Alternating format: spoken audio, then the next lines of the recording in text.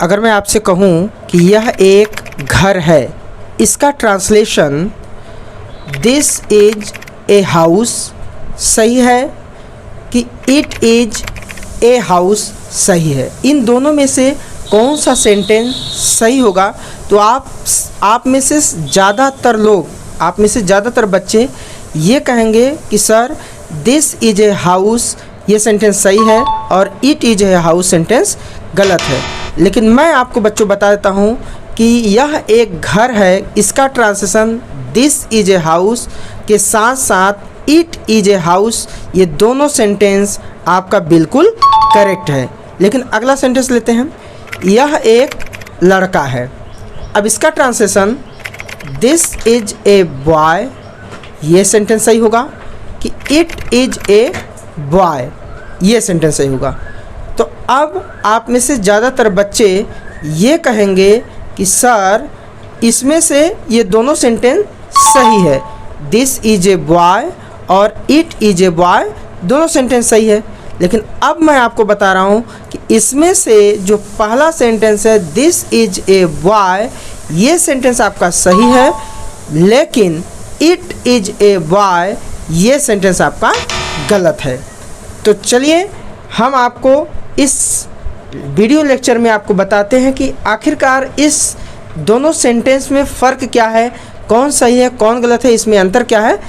अब इस चीज़ को हम आपको बताते हैं। तो जय हिंद दोस्तों, आप सभी लोगों का स्वागत है हमारे इस YouTube चैनल सफ़र इंग्लिश का में। वीडियो को शुरू करने से पहले बच्चों मैं आप लोगों को बता देना चाहता हूँ कि ये इट का वीडियो लेक्चर सेकंड है, ये सेकंड पार्ट है। इस पार्ट में हम आपको इट से संबंधित बहुत ही महत्वपूर्ण रूल पर डिस्कस करने वाले हैं। वीडियो बहुत ही छोटा होने वाला है बच्चों, आप पेशेंस के साथ, धैर्य के साथ एक एक चीज़ दिखेगा।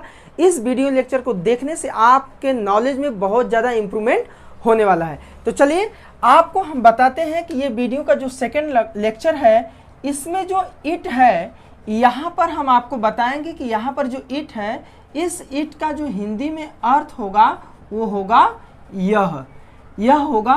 तो आपको बच्चों ये जानना होगा कि यह का जो यह शब्द है इसकी अंग्रेजी तो दिस भी होती है, क्योंकि दिस माने भी यह होता है। और इसीलिए वीडियो के एकदम शुरू में हमने आपके सामने दो सेंटेंस रखा था और उस सेंटेंस में मुझे मालूम है कि कुछ लोगों ने सही जवाब दिया था, कुछ लोगों ने गलत जवाब दिया था। और उन दोनों सेंटेंस में क्या बेसिक डिफरेंस है, इस डिफरेंस को भी हम इस वीडियो लेक्चर में आपको क्लियर करने वाले हैं। तो चलिए ध्यान से देखते हैं कि दिस माने भी यह होता है और इट माने भी यह होता है। तो कहाँ पर हम सेंटेंस में दिस का प्रयोग करें और कहाँ पर इट का प्रयोग करें कि हमारा सेंटेंस गलत ना हो। तो चलिए इस बेसिक डिफरेंस को हम आपको यहाँ पर समझाते हैं कि कहाँ पर आपको दिस का प्रयोग करना है और कहाँ पर इट का प्रयोग करना है। तो यहाँ पर देखिए बच्चों लिखा है कि दिस का प्रयोग यह के अर्थ में सजीव व निर्जीव दोनों के साथ किया जाता है। मतलब ये आपको समझना होगा कि अगर किसी सेंटेंस में यह शब्द का प्रयोग किया गया है तो वो यह शब्द सजीव के लिए भी और किसी निर्जीव के लिए भी कर सकते हैं आप। लेकिन इट का प्रयोग क्या कहता है, जरा देखें। इट का प्रयोग करें कि इट का प्रयोग यह के अर्थ में छोटे छोटे जीव जंतु पशु पक्षियों के साथ साथ निर्जीव वस्तुओं के साथ किया जाता है। तो देखिए कितना बेसिक सा छोटा सा अंतर है दिस और इट में।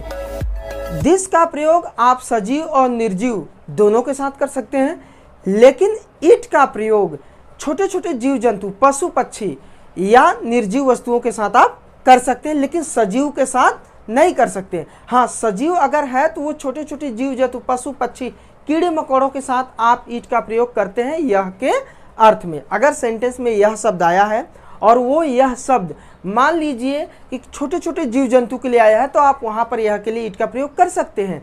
लेकिन मान लीजिए कोई जीवधारी है, कोई जो जीवित प्राणी है और वो बड़ा है साइज में, तो आप वहाँ पर यह के लिए इट का प्रयोग नहीं कर सकते हैं। जैसे हम कहें यह लड़का है, यह लड़का है, तो यहाँ पर यह की अंग्रेजी आप इट लिखेंगे तो आपका सेंटेंस हो जाएगा गलत, क्योंकि हमने आपको बताया कि छोटे छोटे जीव जंतु के लिए, पशु पक्षियों के लिए आप यह के अर्थ में इट का प्रयोग करते हैं। तो चलिए, अगर आपको ये बेसिक सा अंतर पता चल चुका हो तो हम यहाँ पर कुछ सेंटेंस आपके सामने रखे हैं, इसका ट्रांसलेशन करते हैं। देखिए यहाँ पर पहला सेंटेंस लिखा है यह मोबाइल है।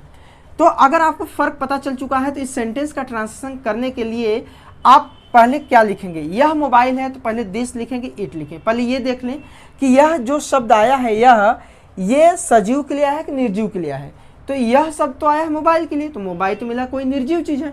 तब यहाँ पर जो ये चीज़ बता रहा है कि सजीव व निर्जीव दोनों के साथ किया जाता है दिस का प्रयोग। तो हम यहाँ पर दिस का भी प्रयोग कर सकते हैं, और चूंकि ये निर्जीव चीज़ है तो इट वाले में भी बताया जा रहा है कि निर्जीव वस्तुओं के साथ किया जाता है। तो चलिए इस सेंटेंस का ट्रांसलेशन दो तरीके से करते हैं। पहला हम दिस से कर लेते हैं, यह मोबाइल है तो इसका ट्रांसलेशन हो जाएगा दिस, इसके बाद as, this as mobile, this is mobile. अब इसका ट्रांसलेशन एक तरीके से और हो सकता है, अगर हम दिस की जगह क्या रख दें, इट रख दें।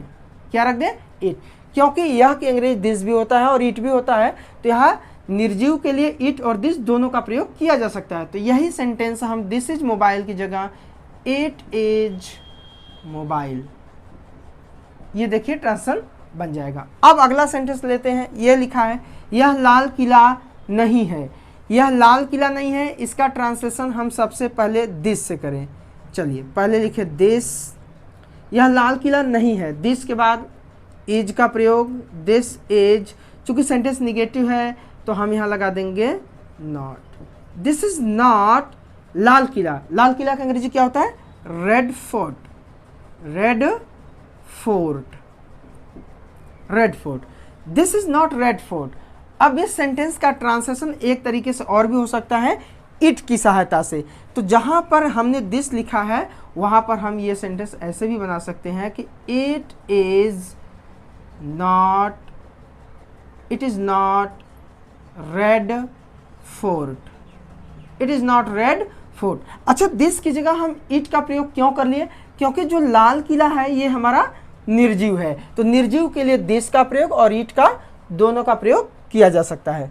अब यहाँ पर अगला सेंटेंस लेते हैं, यह रमेश है, यह रमेश है, इसका ट्रांसलेशन हम पहले दिस से करें, दिस इज, दिस इज, यह है रमेश।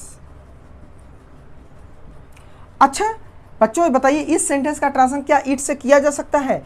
तो हमने आपको पहले ही फर्क बता दिया है कि दिस का प्रयोग सजीव और निर्जीव दोनों के साथ होता है, लेकिन इट का प्रयोग केवल और केवल निर्जीव के साथ होता है।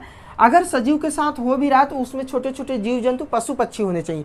तो लेकिन यहाँ तो बात रमेश की हो रही, यह रमेश है, तो क्या इस सेंटेंस का ट्रांसलेशन हम इट से कर सकते हैं कि इट इज रमेश?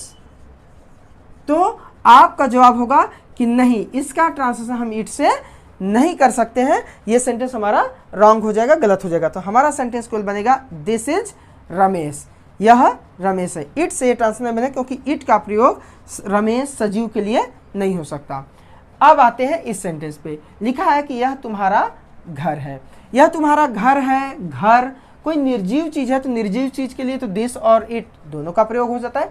तो पहले हम इसका ट्रांसलेशन दिस से कर लेते हैं, दिस इज, दिस इज, यह है तुम्हारा घर। तुम्हारा घर मतलब योर हाउस, तुम्हारा का अंग्रेजी योर और घर का हाउस, ये हो गया दिस इज योर हाउस। इसका ट्रांसलेशन इट से भी किया जा सकता है, हम इसका ट्रांसलेशन कर सकते हैं it is your house, it is your house. तो देखिए इस सेंटेंस का ट्रांसलेशन दिस और इट दोनों से हो सकता है। अब चलिए अगला सेंटेंस लेते हैं, यह मेरी माँ है। यह मेरी माँ है, इसका ट्रांसलेशन हम चलिए पहले दिस से कर लेते हैं, दिस इज, दिस इज, यह है मेरी माँ। मेरी माँ माई मदर, माँ की अंग्रेजी mother, this is my mother. क्या इस सेंटेंस का ट्रांसलेशन इट से भी हो सकता है? बच्चों ध्यान से समझिएगा इस चीज़ को, क्योंकि फ़र्क हमने आपको शुरू में ही बता दिया था। अब इस सेंटेंस का ट्रांसलेशन अगर हम इट से करें तो क्या वो सेंटेंस सही होगा? नहीं, ये सेंटेंस गलत हो जाएगा, क्योंकि इस सेंटेंस में जो यह शब्द आया है वो किसी निर्जीव के लिए नहीं आया है, यहाँ पर मेरी माँ के लिए आया है। तब ये सेंटेंस अगर हम मान लीजिए कि करते हैं कि इट इज माई मदर, तो ये सेंटेंस आपका पूरी तरीके से हो जाएगा गलत। सेंटेंस आपका this is my mother correct है। तो देखिए बच्चों, इस छोटे से वीडियो लेक्चर में हमने आपको दिस और इट में क्या फ़र्क होता है इस चीज़ को आपको बता दिया। आपको बहुत अच्छी तरीके से समझ में आ गया होगा। अगर आपको हमारा ये वीडियो लेक्चर अच्छा लगा हो तो वीडियो को लाइक जरूर करिएगा। अगर आप पहली बार हमारे चैनल पर आए हो तो चैनल को सब्सक्राइब कर लीजिए। बगल में घंटी का निशान दिख रहा होगा, घंटी के निशान को दबा दीजिए, जिससे आगे आने वाली हर एक नई वीडियो की नोटिफिकेशन आपको मिल सके। तो चलिए फिर मिलते हैं एक नई वीडियो लेक्चर में, एक नए जोश के साथ, एक नई उम्मीद के साथ। तब तक आप मस्त रहिए और व्यस्त रहिए। जय हिंद।